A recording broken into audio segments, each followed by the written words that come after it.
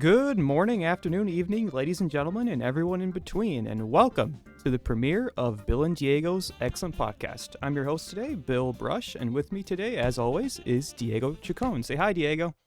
I don't want to say hi, but I will anyway because I'm being forced to. Hello. Why don't you want to say hi to everyone? What the hell? We've done this before. I feel this feels familiar for some reason. Weird. I don't. What are we doing here again? Well, ladies and gentlemen, so you see what happened here is me and Diego got, well, I guess busy. I don't know how to really put it properly, but we've been busy with school and other stuff. So if you're here from along for the ride, then we've changed our name to Bill and Diego's excellent podcast. So there you go. Do you want to explain why we changed our podcast name, or is it just like, yeah, we just it? I guess it is kind of funny. So originally, when we were thinking about putting Along for the Ride onto Spotify, I found that there was already a podcast called Along for the Ride on Spotify, but it wasn't like, like one of ours where it's like an entertainment kind of podcast, but it was one about like horseback riding, I think. Oh, epic. And I was like, well, I mean, I guess we could maybe do the same name, but that might be kind of confusing. And I think there was something on Spotify that said that you can't have like multiple names for a podcast. So I was like, well, I guess we got to change the name. And then I don't know how we came up with the name. I know it's a play on Bill and Ted's Excellent Adventure, but I don't really remember who came up with it or why we decided to do that, but it doesn't really matter. We're here and we're ready to rock. I will say a horseback podcast sounds crazy relaxing, but it's probably actually really stressful. Yeah, what? I don't know why you'd want to listen to that, but I mean, hey, y'all do you, I guess. I don't know. It just, if it's not ASMR of them just like horseback riding every episode, I don't want to listen. You just hear light clapping, you're just like, yeah, you hear like the light gallops, and then yeah, you hear like, and then you hear they're speaking really softly, and they're talking about being a cowboy on the range or whatever. What the hell? I feel as though we're really griping on this podcast, even though we haven't listened to it. So, oh, it's not a gripe. It's a formal request, actually. If they're not already doing it, I want them to start doing it. All right. Well, I'm sure they'll definitely listen to our podcast and get that in there for Oh, absolutely. Oh, absolutely, because they have to listen to our podcast. We'll make them. Share this with at least 4 people or you'll die in the next 3 days. Like in the next 15 seconds or you'll get bad luck for the next 8 years. Oh no. You wouldn't want that, would you? Anyway, all right. So the first thing up on our agenda for today is a review of the newest and greatest video game adaptation, Uncharted. A young, street-smart Nathan Drake and his wisecracking partner, Victor Sully Sullivan, embark on a dangerous pursuit of the greatest adventure never found, while also tracking clues that may lead to Nathan's long-lost brother. So, Diego, what did you think of Uncharted? Definitely felt like a video game movie. Like, I don't know how to put that idea into better words, but it definitely felt like a video game movie, but in a good way. It didn't feel like... I feel like it just took, like, what essentially would have been a plot for one of the games and just turned it into a movie. Yeah, I can kind of agree with that. I think you liked it more than I did. I really didn't like it all that much. I kind of just thought it was pretty bland and boring overall. But I mean, there was definitely some highlights of it. So I mean, overall, I mean, I guess it wasn't bad, but I don't think it was really that great either. So before we get too far, have you played the video games? I played the first one a while ago, and I've played like bits and pieces of the other ones. So, I mean, I'm not a huge fan of the video games overall. I mean, I thought they were fine. I've played them all.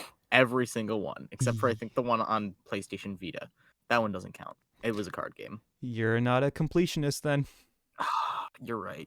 I have to buy a console that nobody bought to play a game that nobody played. Oh, man. All right, so let's go ahead and start off with kind of just a review of the casting here. So what did you think of who the fuck played Nathan Drake? I forgot. So Nathan Drake was played by Tom Holland, and Victor Sullivan was played by Mark Wahlberg. And my initial thoughts when we first saw the trailer was they seem very young, or at least that was my initial impression. Is these actors seem too young to play these roles. Yeah, I thought that Tom Holland wouldn't really be a good Nathan Drake. He seemed too young. And the same thing with Mark Wahlberg. I was like, nah, I don't really know. But I mean, I guess we'll see. But I think, honestly, I didn't think they were really that bad. Like, I kind of liked Tom Holland as Nathan Drake, but I mean, I'm not really a huge fan of Mark Wahlberg in anything. I don't think he's that great of an actor, so I wasn't really a fan of that one. But I mean, I thought Nathan Drake, he was fine. I think Tom Holland did a fine job as Nathan Drake, but I still my question still ends up being, why didn't they just cast the guy who plays Nathan Drake in the video games?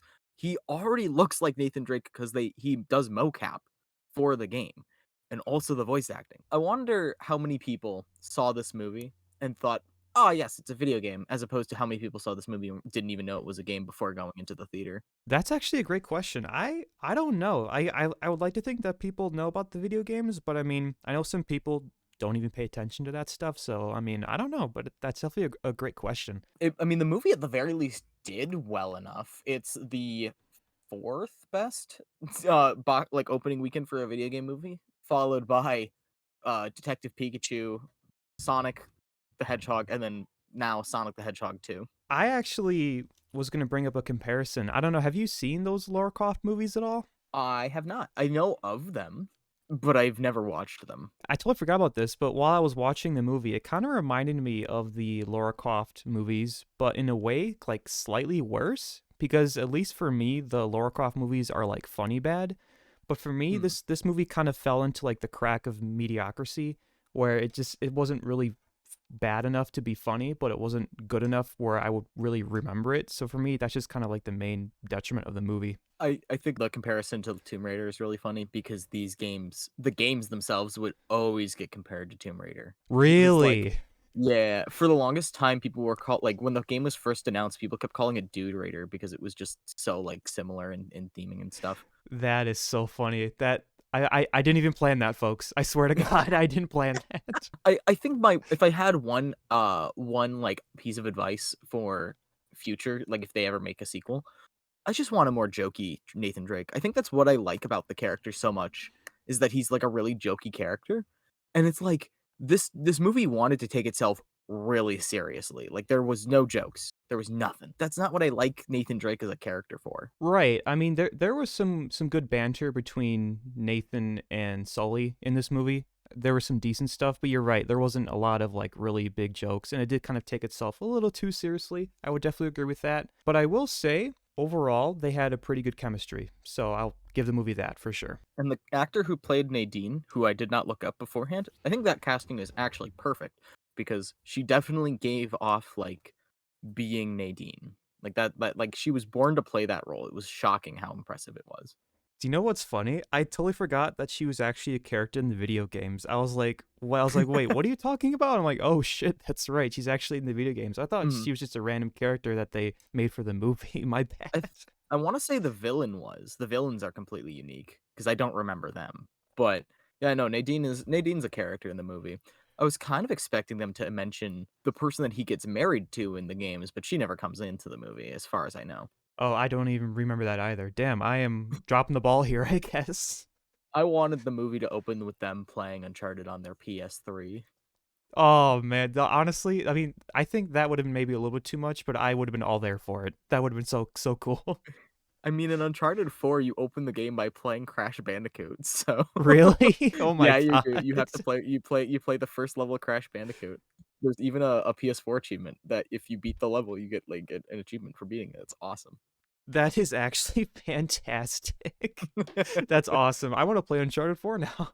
I know I'm kind of wanting to skip a lot of what happened in the movie because, in all honesty, like nothing really matters up until the end, which is the coolest part in the whole movie, which is boats. I like the boat fight. I think it's cool. Yeah, I definitely want to talk about that. But before we talk about that, I do want to Mm. say, kind of going back to the casting, there's just a couple more things I want to say. Antonio Banderas was a good actor to play the main villain. I don't even remember his name because I mean his writing wasn't that good, but I just think he's a good actor overall, so I was happy with that. Was he the rich guy? He was the rich like Spanish guy who was like, I've been looking for this treasure for three or like 10 generations or whatever. I don't know. The amount of backstabbing in this movie is shocking because Yes. so many people just get backstabbed, Yes, literally. yeah, I know. Like I remember when I saw this with one of my buddies, we kind of turned to each other and we're like, "There's another backstab. Like, what the hell's happening right now?" The one where they backstabbed him made no sense to me, but I guess to be fair, they already had the money. Like they just needed him for the funds. Oh, are you talking about when like that one assassin lady kills Antonio Banderas' character, right? Is that what we're talking Yeah. about? Yeah, Yeah. I wasn't a huge fan of that because I really liked his motivation. Where even though it is kind of like a generic motivation of like my family was looking for this treasure, but I just kind of like that over the other assassin lady kind of being the main villain. When he died, I was kind of sad. I was like, oh really? We're going with this? But I mean, I guess it's fine. I think I predicted like everything that was going to happen in this movie. Like there was like no surprises at all. I was kind of sad. I was kind of hoping for some more creativity from the filmmakers. Oh, I definitely agree. I think they did play it way too safe for what is a really interesting franchise with a lot of like actually really off the wall kind of story beats. Exactly. Yeah. I mean, if you're going to adapt a video game into a movie, I think you should definitely take some of the plays from the playbook from those video games where, Mhm. like you got more creativity of what you can do in a video game. So why not turn that like more into a movie? I wanted more mystical elements. They kept it really grounded, but the games always love to just like, yeah, we're gonna just throw zombies in there now or whatever. Like I wanted more of that. I wanted more of that like mystical element. I 100% agree. I think that, especially at this point in kind of movie history where the kind of action adventure has kind of just been done so many times over and over again, you kind of need to insert like something like that into a movie in order to make it kind of fresh and new. I guess that's probably why the boat scene was actually the most interesting part of that whole movie because it was just visually an interesting idea that they did. Absolutely. Yeah, like that was probably the best part of the movie, at least for me. I don't know about you. I loved the idea that they're like, yeah, we're gonna just pick up these boats and we're gonna like fly them on helicopters and take them to I get I did they ever actually say? I think they were just gonna bring them to like a museum, right? Like I don't I don't Yeah, understand what their end goal was with the boats. I don't know. I guess they were like, let's just take the whole boats. I think the one lady said that like she wanted to sell the boats because they were super valuable. But I'm like, well, I mean, I guess, but you got all this treasure, so why even bother? I don't know. I guess, well, because the boats were ancient artifacts as well. You could sell them to a museum for probably a lot of money. But I kept seeing like what they were doing, and it was just like, oh, look, we got these big boats. And every time something got like broken or damaged, I just kept like, there goes another $1 million. Like it's Right? just Yeah. slowly decreasing the value of these things over time. There's no way these things would still be actually standing, especially with how much gold was in it. Yeah, they're like centuries old, and you're gonna pick them up. I started laughing in the theater. I was like, "What? Like this is insane." But that's exactly what I wanted from this movie. Like more things Mhm. like that that just made me think, "Wow, this is batshit crazy." That's what I wanted the whole movie to be, and it was really boring for, like, a good, like, 3/4 of it. Did you stick around for the post-credits scene? Or at least I think it was the post-credits scene?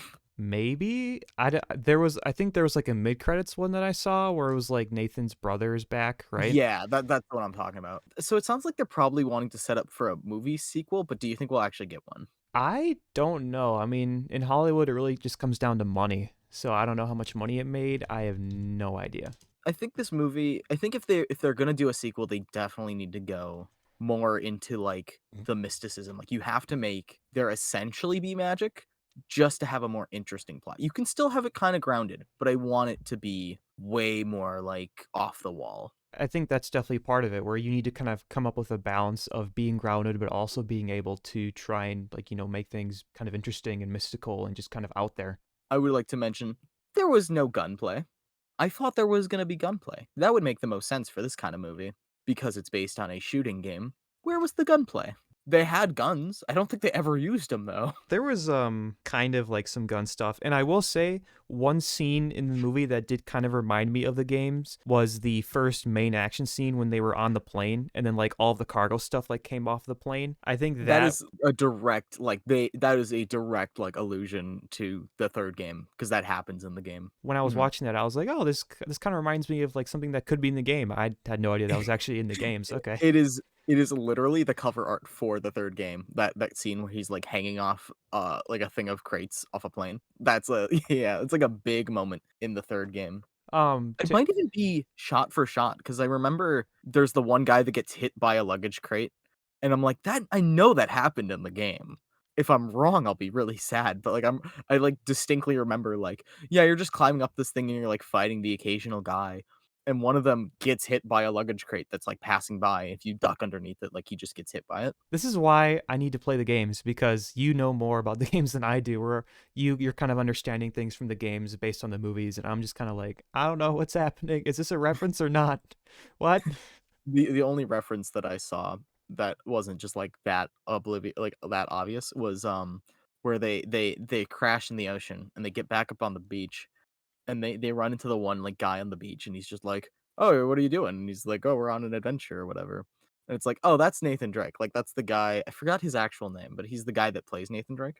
I Like, didn't know that was him, and but then like I could just tell from like the context and how the scene was shot, and like that's Nathan Drake right there. That's oh yeah. 100%. I think my only funny piece of trivia is now if you look up who plays Nathan Drake, it doesn't come up with the actor, it comes up with Tom Holland or whatever. No man, really, And I know at the very least it was mentioned at the Game Awards that people would look up Nathan Drake and it would come up with Tom Holland before the actual actor. man, that sucks for him, man. I think he took it. It was mostly a compliment that he gets to have essentially the character that he's played portrayed by mega famous Tom Holland at this point. Tom Holland, why? One thing that I did want kind of want to talk about, even though I mean most of the characters here are kind of just like your generic cookie cutter kind of characters with their backstories. I guess this isn't really much about Nathan's character as it is like kind of the way the movie portrays him. But I kind of just had a problem with how, at least to me, it seemed like they were treating Nathan Drake as like this like superhero where like he could just never get hurt. I think they definitely needed to change that because one of like the hallmarks of a good action adventure like hero, whether it be, I don't know, like Indiana Jones or something like that, is that the characters can actually get hurt. Like you see them physically be hurt and they're bloodied and things like that. Hmm. And then that kind of makes you care about them. That's kind of one of the hallmarks of a good action adventure hero. I mean, this, I think he was like knocked out like once or something like that. But then, like, even after like the one big scene, like the big action scene where he's on the airplane and he falls down and everything like that, he's not hurt at all. And I'm like, man, I don't really like this. Like, I kind of wish they kind of treated him more as just like a regular human, I guess. Part of the games mention that he's just an actually incredibly lucky person. You never It's funny because the games will you only ever actually get hit one time by a bullet and then die in the games. It is what I think they've described it as if the screen starts turning gray, that is just how many bullets are grazing past you. And the more it happens, like you're losing your luck. He's just actually genuinely a really lucky person. I kind of wish they had played into that a little bit more in the movies. Like they just keep mentioning about how lucky he is or whatever. If they had mentioned some kind of plot device with that where he has like a lucky, I don't know, like a lucky bracelet or something like that, and then he's, you know, like you said, they keep mentioning that he's lucky. I think that would have been something cool and clever to kind of get around the fact that he's not hurt at all. I think that would have been definitely acceptable in my eyes. It's not like even in the games he's like completely invincible. Like he still does get hurt. There's like a scene where like he breaks his leg and then you time skip like 6 months because he just straight up can't do anything for a while Yeah, or something I like kind of wanted more of that human element for his character, but I that. guess Mhm. they were just like, no. I did really dislike that they used Sully the way they used him because he's like just another guy in this movie. I really like that Sully in the games, he's like actually an old guy and they make fun of him for being old all the time. Whereas in this movie, they still make fun of him for being old, but it doesn't feel justified because he doesn't actually look that old. Mark Wahlberg looks not that old. I think I definitely would have appreciated that more as well, like kind of poking at his age more. Just Um like gray his hair. Just like something. that would have been hilarious if they made Mark Wahlberg dye his hair gray. That would have been the Dude, funniest shit ever. it would be, and it'd also be like just more accurate to the movie because a lot of the times in the games, Sully doesn't actually do any of the adventuring because he's old. Like he straight up can't or will break himself doing it. He kind of helps out a little bit, but for the most part, it's Nathan doing all of the parkour stuff or all of the actual interesting adventuring, and Mark Wahlberg's not doing any of the fighting. I think that definitely would have been a fun moment if like there was a scene where I guess there kind of is a scene in that in the movie where he's like Tom Holland's doing all the fighting and then he's like, "What are you doing, old man?" And then Mark Wahlberg is like, "That's exactly it. I'm an old man. I can't do jack shit." But then he still has to fight the one like hench lady person. Oh, I forgot about that scene. That's right. And, like, the whole thing is that he has to, like, bash her head in to break some glass to get to a thing. And I'm like, "You can't have both. You can't have him be, like, this extra strong guy who can kick somebody's butt." I assume she's really strong because she's, like, a mercenary. But then also have the characters, like, making comments about how she's really young and or, he's really old and, can't fight very well or whatever. Like, you can't have both. You need to pick one. Right, you gotta have some continuity in your movie. He fills his backpack with gold and then puts it on his back like it's not that heavy, and I'm like, "Do you know how heavy gold is? It's crazy heavy." He was like, "Yeah, this is nothing, man. I can put on like another 2 backpacks with this amount of gold in here. It's all right." Have him be old or have him be, like, a normal guy. I think it would've been more interesting if he's actually just an old guy and that he really can't do stuff on his own very well. If That's the they more interesting movie. if they do make a sequel, I really hope that they just like have it be like 10 years later or something and Mark Wahlberg is just there, but he's just like a crippled old man. He has like a walker and like Tom Holland's like trying to like carry him around on his adventure. He's like, "Come on, grandpa, let's go." I would I want Mark Wahlberg to literally be more of a hindrance to Tom Holland at some point, like, that's what I want. Right, where like Nathan Drake is just like, "God damn it, man. Like, come on." Bill, would you recommend this movie? Um No, I don't think so. I think for me, like I was saying, it's just not good enough or bad enough to be memorable. Like you said before, 3/4 of it, probably even more than that, is just super forgettable, and it's just not very entertaining overall. I was just bored. I think if you're a fan of the games, you'll probably still enjoy this movie, but I think for the most part, if you haven't played the games, I think you really don't get that much out of this movie. 100% agree. I think you're definitely right there for sure. I guess I didn't really think about that, but yeah, you're right. Like if you enjoy the games, I think you'll probably enjoy this more than the average person.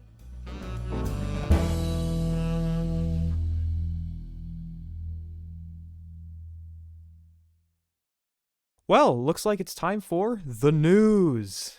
What's in the The news? news. All right, Diego, are you ready for this one? I'm very ready. Okay, all right. So the first thing I have for the news is an article I found from Engadget, and the article headline is "No one asked for a hamburger vending machine, and RoboBurger answered." If a startup from New Jersey has its way, the next Ray Kroc will be a robot. In the last week, a company called RoboBurger installed an autonomous burger chef in Jersey City's Newport Center Mall. Over on its website, RoboBurger breathlessly describes its vending machine as the biggest innovation in hot food vending since the invention of the microwave. That is a bold claim. I don't know about that one. I would like to think that people wouldn't want to do this because I guarantee you the burgers are probably disgusting, but Like, that's what I wanna know the most. I wanna know if the burgers are good. 12 square feet of burger. right, yeah, I saw that too. Burger robo making power. So it takes 6 about 6 minutes minutes. to make. And 6 there obviously there minutes? aren't any humans involved. And the machine uses a 5-step cooking process employed by many quick service restaurants. An automated griddle grills the patty at the same time the machine toasts the bun. When you order your burger, you can decide whether you want ketchup, mustard, and cheese on it. There's even a built-in cleaning system that is up to standards of the National Sanitary Foundation. Okay, so first of all, obviously I understand that you're gonna be limited in your toppings, but I mean some people want, like pickles and other shit on your burger, so I think that would definitely be an improvement if you tried to add more condiments I on there. think I think on my end, I can definitely see you can freeze a bun and you can freeze a patty. And ketchup and mustard don't really go bad, but you try putting produce in there, it is not gonna last more than like a week. But also, it takes 6 minutes. You're expecting me as a consumer to stand outside of this vending machine for 6 minutes?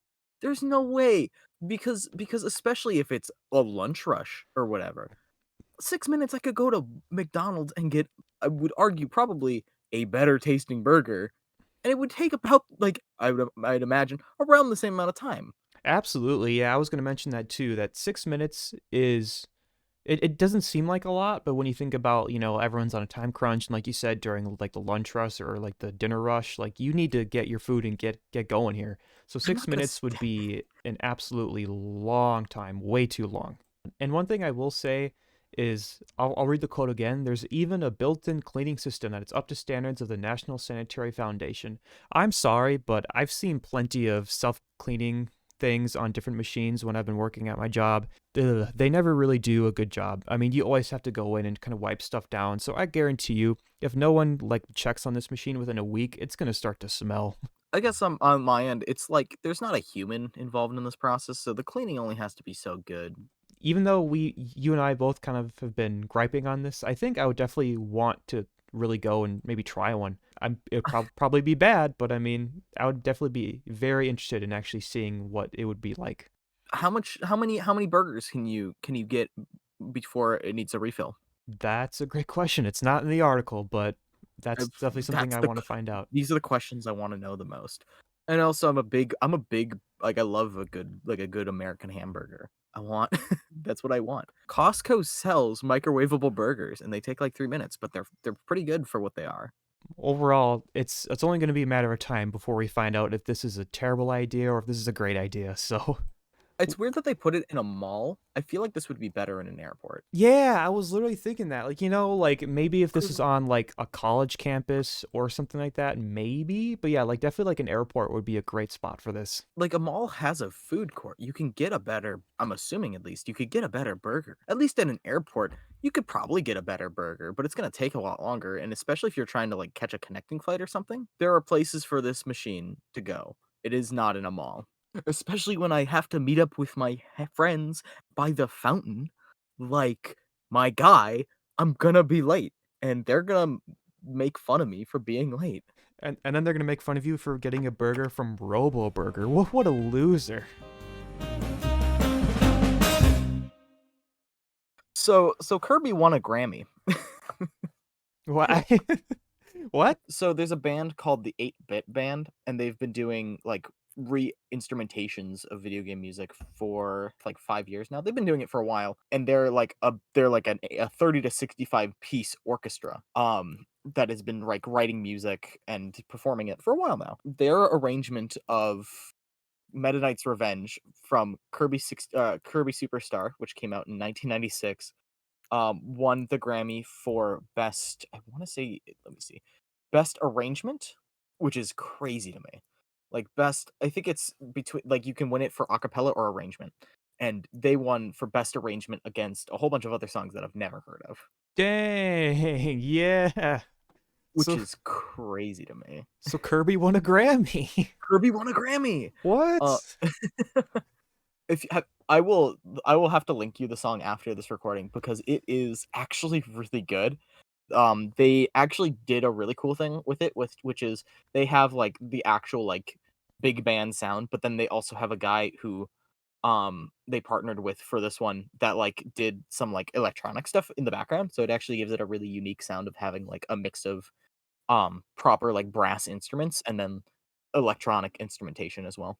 I'm curious though, what makes you eligible for a Grammy? Because that was my initial thought, because this was, like, just released on their YouTube channel, I'm pretty sure. Really? Dang, yeah, I don't know. That's a I good question. So like how do you win a Grammy? How are you eligible to win a Grammy? I need to know because, it's so interesting on my end, because it's like, it's cool. I think it's really, really interesting that you can win a Grammy for just, like, putting stuff out on a YouTube channel. But then it's like, I thought the whole idea is that it needed to be in an album, but I guess it doesn't. Yeah, you think that would be the case where like they have a certain rules. Like yeah, like you said, it needs to be in an album, but I guess not. I don't know. I have no idea. At the very least, I wonder if this means that we'll have more video game music in the future, because that would be really cool. I'd love to see some like video game soundtracks get nominated for Grammys. Death Road to Canada soundtrack. Let's go. Yo, Let's go. there's been so many games that have fantastic soundtracks, like Persona 5, or I've been listening a lot to like Stardew Valleys, or even like older ones like Earthbound and stuff. Like I love the soundtracks for those games so much. I'd love to see them win a Grammy for their work. Let's get some Friday Night Funkin' songs nominated. Let's go. Yo, Yo. it'd be better than I mean, to be fair, it'd be better than them just winning something at the Game Awards, which is where it's like a 5-second segment. So, Right, yeah.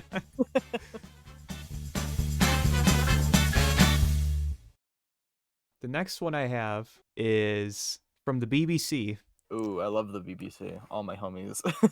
All my homies love BBC. The headline reads, Dyson headphones come with air vacuum for mouth. This looks So, dystopian. This picture that they have in the article is yeah, I was gonna say dystopian. this looks like something from like Tron or some shit. It does not help that they've put this poor woman on like a space background with a black shirt on, so she's like fading into the background. Right, this is something from like Fahrenheit 451 or something like that. So I'll read a little bit. Dyson has taken its first step into wearable technology with an eye-catching pair of over-ear headphones that come with an air-purifying mouth visor. Best known for vacuum cleaners, Dyson has diversified in recent years with products such as fans and a hairdryer. The headphones, dubbed Dyson Zone, are designed to tackle the growing issue of air pollution. One reviewer said they would definitely turn heads in the street. I'll say, like, if I see you wearing that, I'm probably gonna laugh at you. If I see you wearing this out in public, I am ripping it off your face. I'm disconnecting you from the grid. Get Yeah, out of there. right. Yeah. I'm sorry, but like these look absolutely terrible.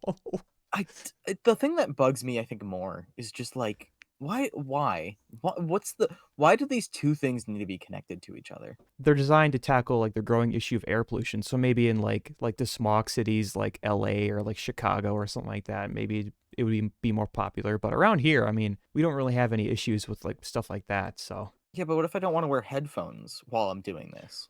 Why do they have right. to be connected? Yeah. I feel like if you're gonna be in a smoggy city, I don't want to listen to music at the same time. Like I want to be attentive to my surroundings. One thing I was gonna say is I wonder if you sound like Darth Vader while you're wearing them. Oh my god, this is such a bad idea because Yeah. it's like it's not. It looks dystopian. It seems dystopian. I don't want to be seen as a person in public with this on. If I wore this, I'd be embarrassed. I'd be like, no, I'm not wearing these. Mhm. Is there anything else in the article? Let me see. They go on sale in the autumn, and as in terms of price, all they say is we don't expect them to be cheap. So That does not help even a little bit. right. It talks a little bit more about like the purpose of them, so I'll read that. The noise canceling headphones come with a motor, fan, and air filters in each ear cup. Air is sucked in through the filters, capturing allergens and pollutants such as nitrogen and sulfur dioxide and brake dust. And this purified air is then channeled to the nose and mouth via the visor, which is magnetically attached to the bottom of the headphones. It is 97% effective at getting clean air to the lungs, the company says. I have a better idea. Why not work on just making air pollution not a problem? I feel like that's a probably better solution than trying to make like an air purifier for you. I don't know. There's just like so many better ways to go about this. I don't need this dystopian future where if I go outside, I immediately start dying from all the smog in the sky. But no, Dyson is a corporate greedy company, so I mean, they want to make money, Diego. Money. The BBC is also not that great, so BBC, let's go, boys. yeah. I guess a cheap solution is just to wear earbuds and then wear a mask. There you go. There Easy. we go. See, problem solved. Why do they have to be the same thing? The Dyson Zone has been 6 years in the making, and there have been 500 different prototypes. Like, I'm sorry, but this is just a rubbish idea. This is I just really like terrible. I really like this line in the BBC article that just says dressing it was not an early April Fool's Day joke. Like, Oh, no, we're man. serious. God, I wish it was a joke. God, I wish it was a joke. Right, yeah, this is definitely some, like, Orwellian shit right here.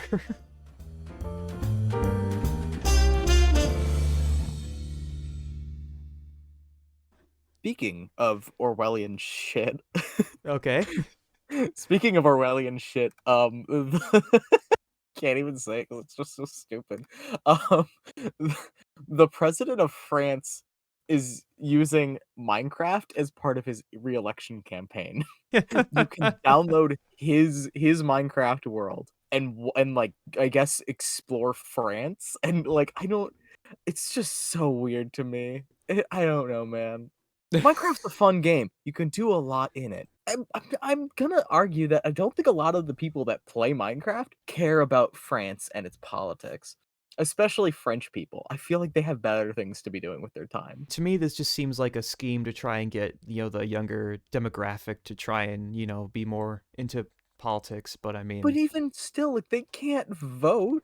Like right. I like mean, they're just trying to get them on early, I guess. I don't know. and the people that would see this that would be a voting age would just go, "This is clearly propaganda. And I'm not gonna like it doesn't matter. Like I'm gonna look at his other stuff first." At least I would hope. I think you're definitely right. Most people would see this as just a political agenda. Like, there's nothing genuine about this. I want to see a future though where all election debates are held in Minecraft. I want to see a presidential debate and you see like everybody's got their Minecraft skin on, so it's just like imagine if the current US president just like he just popped in, he's wearing like a anime character skin or something, like something crazy. I would love to see a US politician do this. I would love to just see what the world would end up being because I want to say for this one they made like what is the France Parliament building in Minecraft. So what was like would the US Parliament building just be like or would it just be like the White House or like Congress? Like I'd love to see it because I think it'd be actually really interesting to be the guy who got paid by the US government to make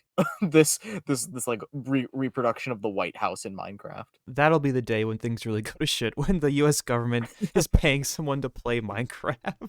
We'll know that we're in the bad timeline now. Right. I was gonna say, this kind of reminds me of. Do you remember when AOC played Among Us with like all those big like I streamers? do remember this. That was really funny.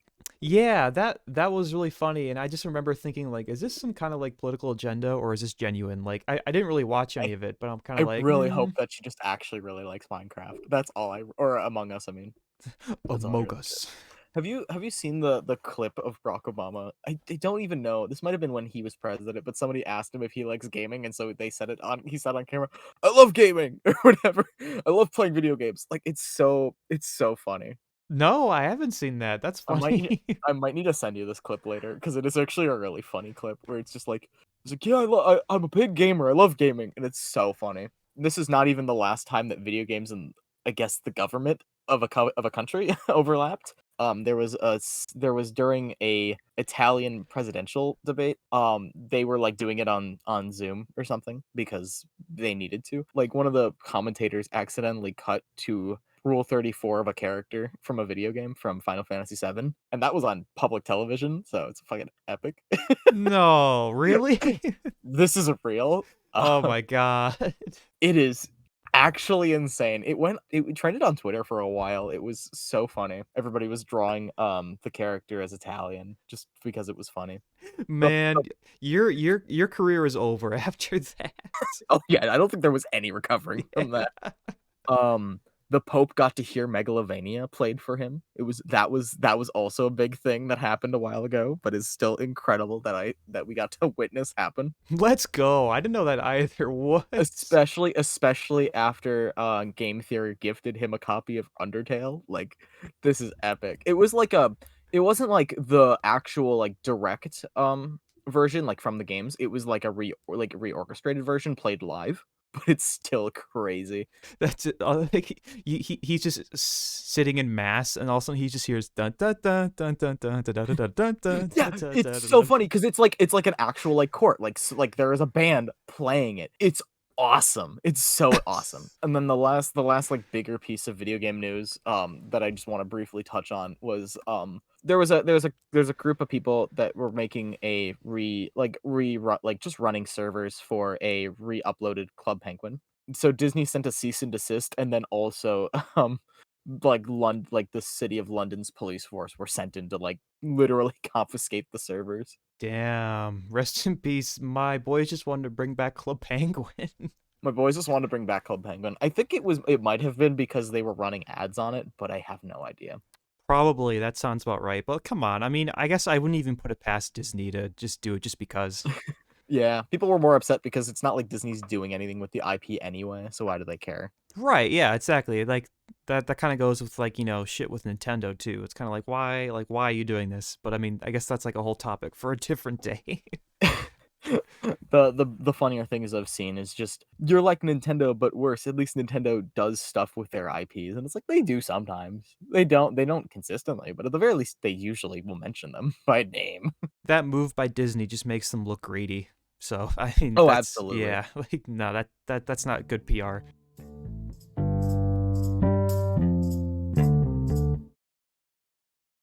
Okay. Did you want to do the closing thoughts?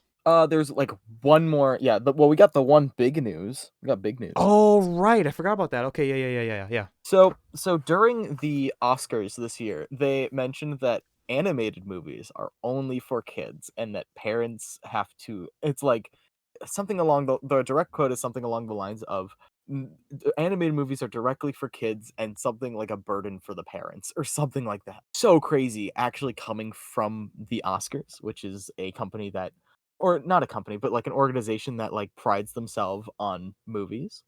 That's a really bad take. Overall, that's just a It's really oh, shitty take. especially because there's so much you can do in animation that you can't do with live action. The main argument against that is that I mean, just look at all of like the Pixar movies. I mean, yes, a lot of kids watch those, but I mean, even like us as like adults, like we go back and we watch like Ratatouille, Wally, Up, all of those because they're Mhm. classics. I'm still upset with the Oscars too because I liked Encanto, but I liked Mitchell's versus the Machines more. I think that actually deserved the win. Oh yeah, I didn't even really pay attention at all this year. The only thing I saw was like the Will Smith thing, but I mean, I feel like everybody saw the Will Smith thing, and it died. That meme died as soon as it was created.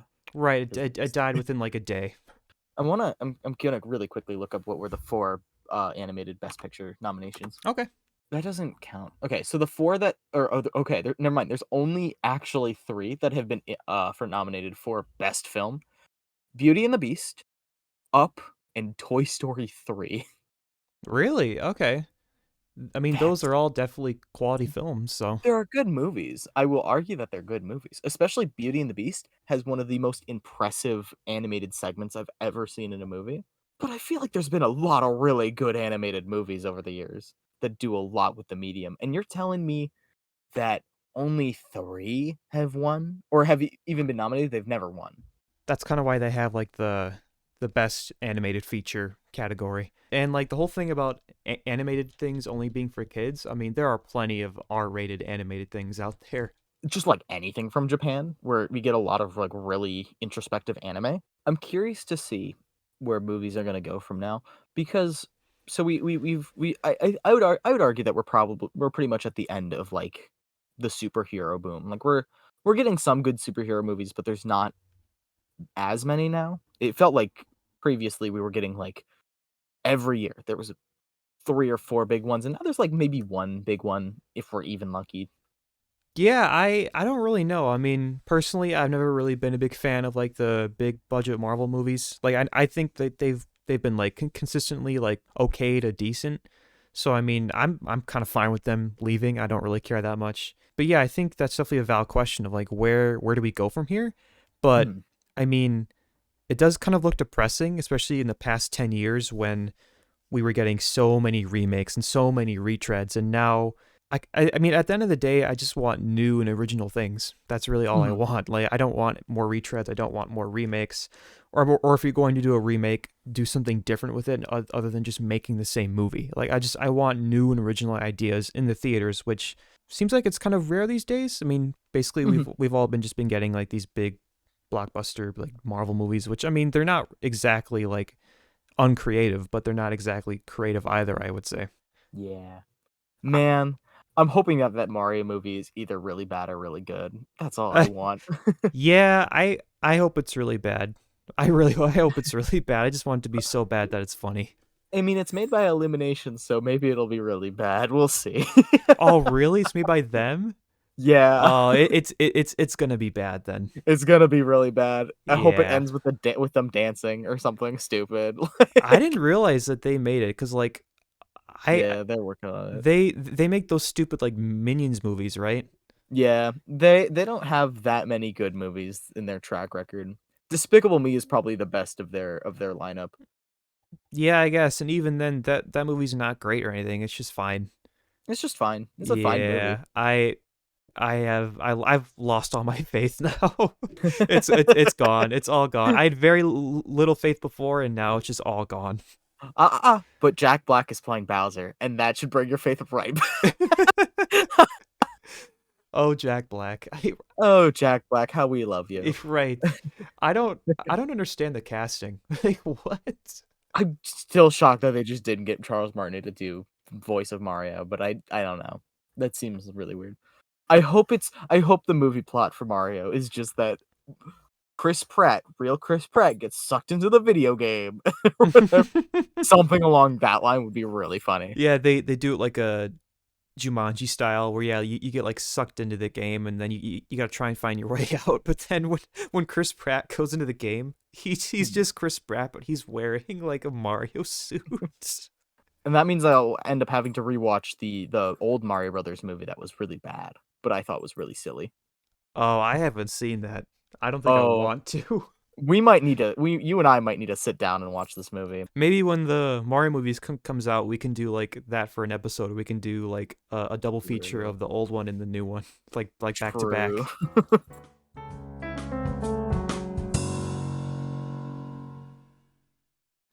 So let's talk some housekeeping.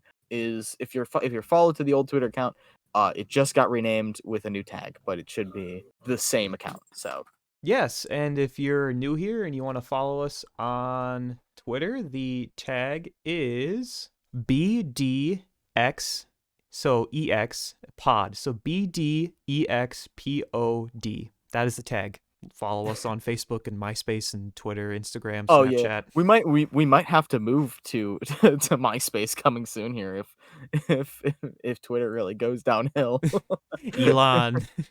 Ooh, we don't have time to get into that. We don't have time to get into No. that. That'll be a topic for a different day. And if you're cool and you're listening on Spotify, that's cool. I didn't. That's cool. That's cool. Well, we're planning on getting all of the old episodes up on Spotify as well. So hopefully you will see those in the future. Thank you all for listening. I guess if you enjoyed it, feel free to follow us on Spotify. Is that how you do that? Do you follow on Spotify? I have no idea. You follow on Spotify. You can follow people. Follow us on Um, Spotify then. I guess that's all, folks. Right? Unless you have anything else you want to say. Yeah. What's up, Doc? What the hell? You did the Looney Tunes thing. Yeah, I know. I realized, and I'm like, wait, no. We're not doing Space Jam 2. Okay, there we go. I'm back. I was saying we are never talking about Space Jam 2: A New Legacy. Oh, but didn't you like the part where Bugs Bunny died? Didn't you like it when Bugs Bunny came out as a white supremacist? My favorite part of the movie was when Bugs Bunny joined a cult and started. All right, everyone. Peace out. Peace, everybody. Have fun. Bye.